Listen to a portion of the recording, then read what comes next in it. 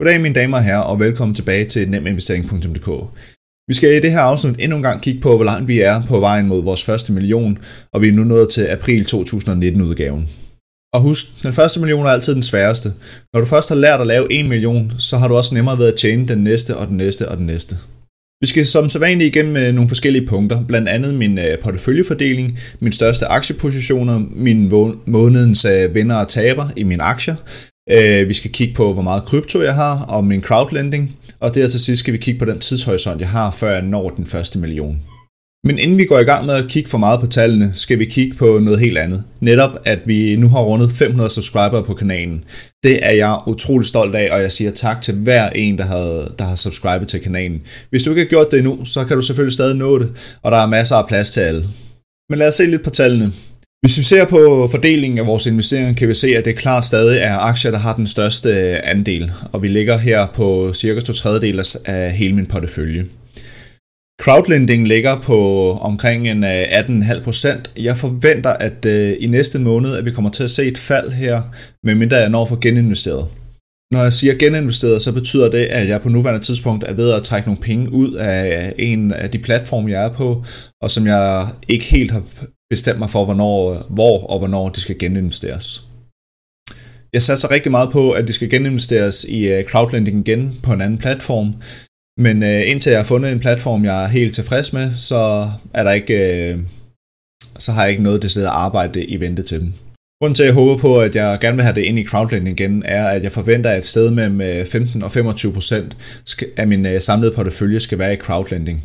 Og med de penge, jeg hiver ud nu, så kommer jeg under de 15%, og derfor satser jeg på, at jeg i hvert fald skal geninvestere noget heri.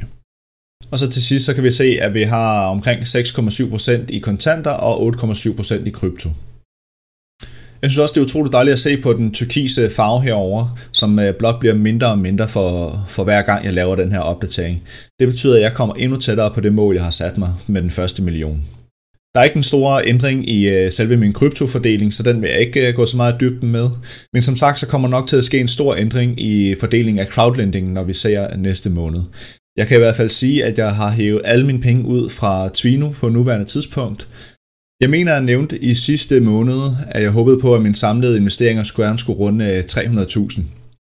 Og det kan vi se herovre på mangler, at den nu er under 700.000, hvilket så betyder, at vi har rundet 300.000. Vi er faktisk langt over det, som jeg havde regnet med, hvilket er et tegn på, at aktierne igen har været gunstige for os, og der har været godt fremgang på markederne. Derudover kan jeg også fortælle, at der er kommet en lille bonus fra arbejdet af, og de henvisningsbonusser, som jeg har fået fra Saxo Bank, er også medregnet i den her omgang. Som man kan se på den her illustration, så er det fortsat vores aktier, der har den største del af vores investeringer, og det er også den, der driver de største del af vores indtægter på nuværende tidspunkt.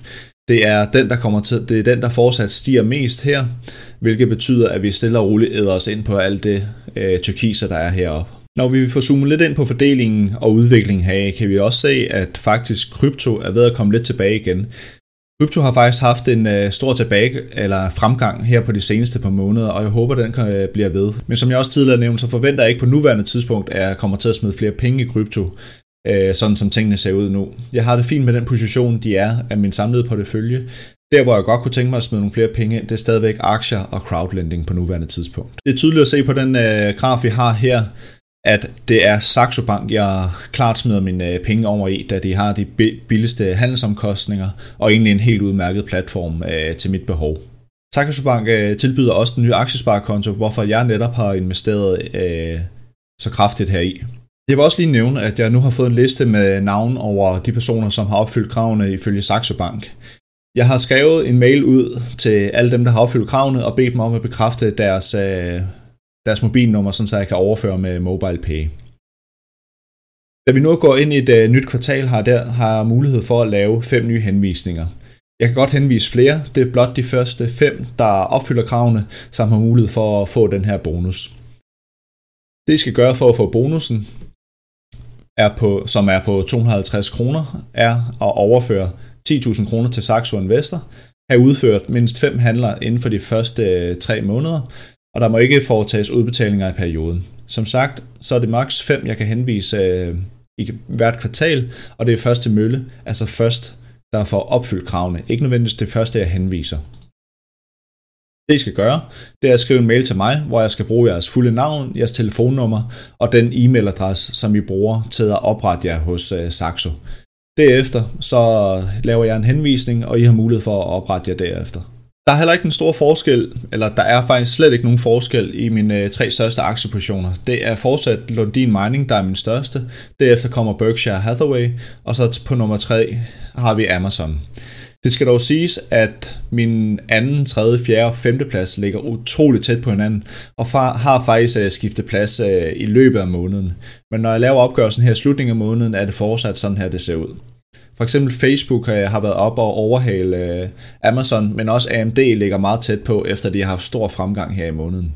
Når vi her kigger på månedens vinder og tabere, så er det den største fremgang, jeg har haft, er på Vedanta, som har haft en fremgang på lidt over 9%. Og igen, min lille nemesis, jeg er simpelthen ved at være så træt af den. Den havde en stor fremgang til at starte med, men nu bare trykket sig tilbage og igen står med og lyser rødt for mig.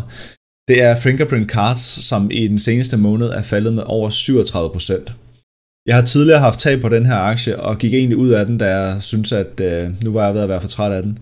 Og så begyndte den at lyse op igen, og igen blev jeg grådig, gik ind i den, og nu begynder jeg at få nogle knive i ryggen og salt i såret, fordi den er på vej ned igen. Når vi kigger sådan hen over hele min aktieportefølje, kan vi se, at jeg på nuværende tidspunkt i seneste måned har haft 12 aktier med positivt afkast og 11 med negativt afkast. Det er altså ikke nær så positivt, som det har været i de seneste par måneder, hvor der har været en langt overvældende del af positiv udvikling i mine aktier. Når vi kigger på udviklingen af fordelingen af min crowdlending-platform, har der heller ikke været en stor forandring. Der kommer dog til at være, som sagt, Twino kommer helt til at forsvinde fra den her liste, når jeg laver den i næste måned. Og jeg leder stadig efter et sted, hvor jeg kan allokere de penge, der kommer ud derfra. Når vi så kigger på afkastet af crowdlending, kan vi se, at i den her måned har jeg været op og snuse til noget, der ligner 650 kroner, blot ved de lån, jeg har haft. Det kommer nok til at falde lidt nu, hvor Twino ryger ud, og jeg forventer også, at vi normaliserer os lidt på noget, der ligger mellem 500 og 550, inden Twino ryger ud. Så når Twino ryger ud, så kommer vi nok til at ligge på noget, der minder om 450-500 kroner hver måned. Jeg har ikke helt kunne finde frem til, hvad der har forårsaget den lille optur, vi har haft her. Jeg kan godt se, at det kommer fra Viventa og delvis Mintos. Jeg tror, at Mintos forhåbentlig bliver ved med at være der, da det nu er mine investeringer, som jeg lavede for nogle måneder tilbage, rigtig kommer i gang med at høste deres afkast. Jeg er dog ikke sikker på, fordi jeg troede egentlig, at det allerede burde være indregnet i det afkast, der kommer på nuværende tidspunkt. Så jeg undrer mig også lidt over, hvorfor den optur har været i Mintos den her gang. Når vi så kigger på tidshorisonten, kan vi se, at umiddelbart så har jeg stadigvæk et stykke over 3 år tilbage, hvis vi tager efter det mest optimistiske udgangspunkt, før jeg når min million.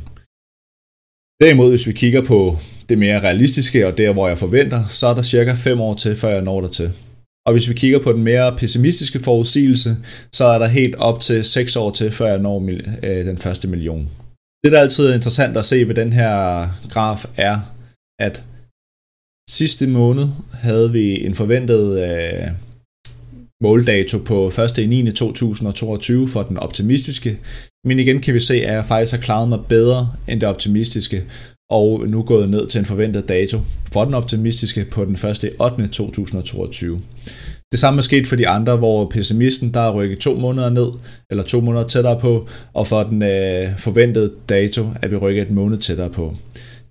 Når vi sætter på den her måde, så betyder det blot, at jeg faktisk gør det bedre end det, som jeg har regnet med, og bedre end de scenarier, som jeg har opstillet.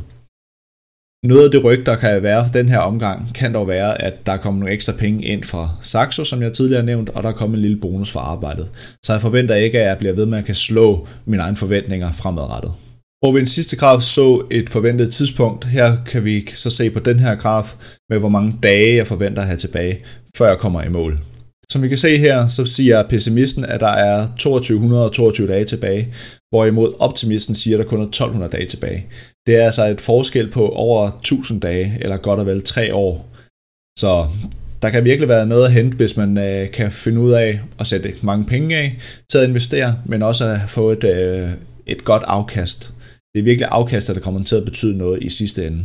Jeg siger mange tak, fordi du så med. Hvis du endnu ikke har gjort det, så husk lige at subscribe til kanalen, eller i hvert fald bare like den her video. Jeg hører rigtig gerne gode råd til, hvordan jeg kan lave bedre fremstillinger af min vej mod den første million. Jeg hører også gerne om, hvor langt I er nået mod jeres første million, og hvad I egentlig mangler for at kunne komme i gang dertil. Jeg er startet mere eller mindre fra bunden af, og har lært alt det her undervejs, og jeg er ikke bange for, at jeg kommer til at lave nogle fejl undervejs. Det kommer til at koste mig lidt, ja, men i det lange løb er jeg temmelig sikker på, at det kommer til at kunne betale sig, og jeg nok skal nå min finansielle frihed om mange år, men jeg skal nok nå det. Og husk, her på kanalen, der arbejder vi for at leve. Vi lever ikke for at arbejde. Tak for den her gang.